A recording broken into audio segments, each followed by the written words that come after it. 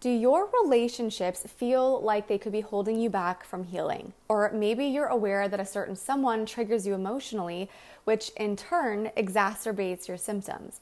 Sometimes we don't know how to manage relationships in order to optimize our healing potential.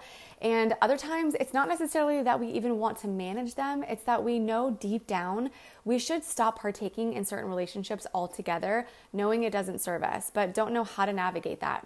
Whichever one sounds like you have every right to feel this way. And this video covers not only how to know if a relationship is holding you back from healing, but the exact game plan to put into place to ensure no one, and I mean no one, gets in the way of your healing. Sounds good. It's a brand new day. Hey. Wake up every morning and say, it's a brand new day. Hello, my beautiful brain babe. Kelly Nelson here. Welcome back to my channel where I help you self-heal chronic symptoms and anxiety through nervous system regulation. I respect your time, so let's go ahead and get straight into it, shall we? Relationships. They can be so incredibly beautiful. They can lift us up, they can help heal us, create a sense of safety in our bodies. The list goes on. But what I want to bring to light today is the fact that they are not always easy. And when dealing with chronic illness, they can even trigger us, exacerbating symptoms and even prolonging healing. And I do not say this lightly. It's real and it's often overlooked. And it's a subject that needs to be addressed because I will not have anything or anyone for that matter hindering your healing process, my friend. In order to move forward with the subject of managing relationships with chronic illness, we must first recognize harmful relationship dynamics, right? So let's talk about some common ways relationships can negatively impact our well-being and healing. So this might include unsupportive behavior from a partner, friends, coworkers, family members, invalidation of our experiences with chronic illness, toxic behavior, or feeling overwhelmed by stress from conflicts, fights, or expectations. Now, a lot of what I just mentioned is not in your control, right? An unsupportive friend, toxic behavior coming from others, and that is where we will leave that. It's not in your control, but I'm sure you would love to hear a quick and easy breakdown on how we can control those people and situations. But as we know, that is not real life, nor is it possible, nor do we even want that burden. But how you react to these people and situations is absolutely in your control. And it's your reaction, believe it or not the outside stimuli, that hinders us from healing and being the best version of ourselves. So let me say that again. Our reactions to outside stimuli is what hinders us and holds us back. Our reactions. I know for many people, and I know because it happened to me, they will feel an immediate increase in physical and emotional symptoms when they come into conflict with someone, maybe even lose sleep and the ability to concentrate throughout the rest of the day. And what does this do to our poor nervous system, which is already in fight or flight?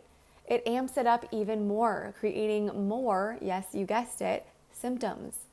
Now, let's recognize that, of course, a little conflict in itself can be a healthy part of relationships, right? But at times, what could have been a small, healthy conflict becomes unhealthy by the way we react to it. But again, we completely 100% have the choice to either let or not let arguments, people, or any circumstance really affect us so negatively. So I'm not saying that you need to necessarily walk away with a big smile on your face and think everything is rainbows and butterflies, but it sure as heck does not need to get to a point where it creates further suffering and an increase in symptoms. So how can we optimize our chances of not letting these difficult relationship circumstances and people hinder our well-being and healing process? I want to share these 4 key strategies with you. Starting with number 4, working our way backwards up to number 1, which is the number 1 holy grail strategy I use to manage myself and feelings when it comes to relationships. Notice how I said manage myself, not others. So number 4 is clear communication while inviting in empathy. It's crucial to have an open and honest conversation with our loved ones about our needs, limitations, and expectations.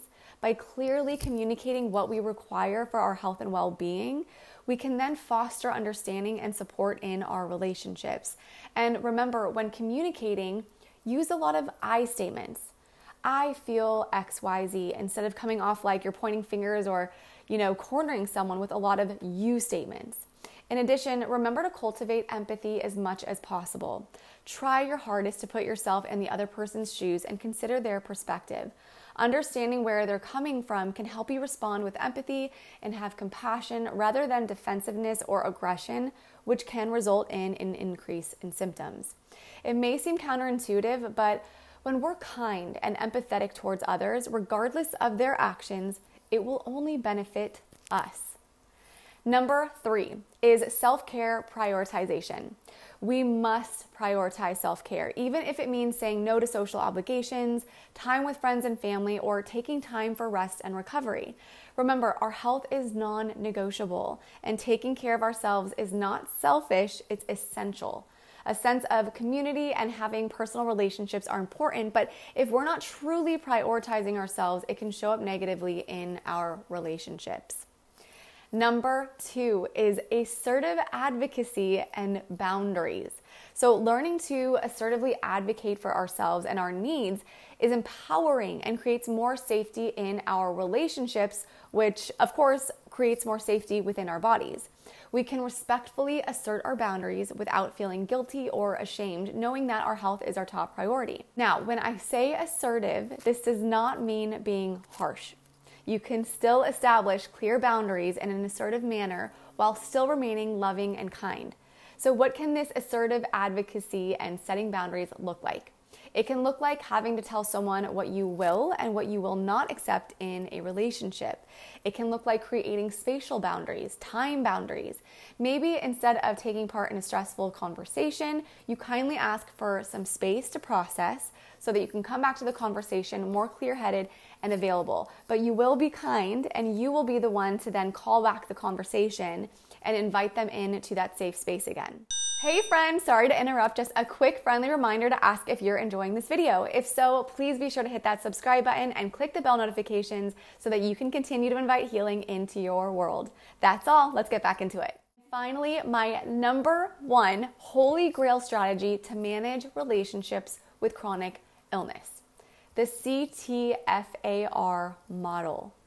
Let me say that again, the CTFAR model. You'll see what that stands for in just a second. This model is sort of a self-coaching tool that you can use to gain new insights, solve problems, and produce new results in your life that can lead to better relationships and, even more importantly, a better relationship with yourself. Because when you're optimizing the relationship between you and you're also optimizing everything that surrounds you, including your healing journey, right? You'll feel more in control of your thoughts and feelings, which means you're more in control of your own physical symptoms. Mind blown, right? So the CTFAR model, which stands for circumstances, thoughts, feelings, actions, and results, can be used to provide a framework for understanding and managing relationships. So the C, circumstances, are the external events or situations that occur, while thoughts are the interpretations and beliefs we hold about these circumstances. Here's a key point to remember. Circumstances are neutral, always. It may not feel that way, but they are. It's our thoughts about the neutral circumstance that can either make us feel better or make us feel worse. And these thoughts influence our feelings, shaping our emotional responses within relationships. The list goes on. These emotions then drive our actions, determining how we behave and interact with others. Finally, the results of these actions feed back into the cycle, impacting future circumstances and perpetuating patterns in our relationships. And by becoming aware of this cycle and consciously examining our thoughts and actions, we can intervene to cultivate healthier responses, improve communication, and foster healthier management of relationships with others. Now, let's expand a bit more so that you can have an even clearer picture. I'll give you an example of how many of us are wired to handle difficulty in relationships that often in turn make us feel worse. So here's an example. The circumstance is your partner consistently arrives late for appointments, causing you stress and frustration. Your thought is then, my partner doesn't respect my time. They're always so inconsiderate. And then you have feelings around this thought. And the feeling would be angry, right? You're resentful towards your partner for their repeated lateness. And then your action that then follows this feeling is confronting your partner angrily, or withdrawing and giving them the silent treatment. And then the result from the silent treatment or treating them with anger is that your partner becomes defensive or distant in response to your anger, leading to further tension and strain in the relationship. Now, how can we flip this model and use the CTFAR model in a way that will benefit ourselves and our relationships? So the circumstance is still the same. Your partner consistently arrives late for appointments, causing you stress and frustration. That's okay. That's a normal part of life. But your thought about this circumstance is one that holds empathy.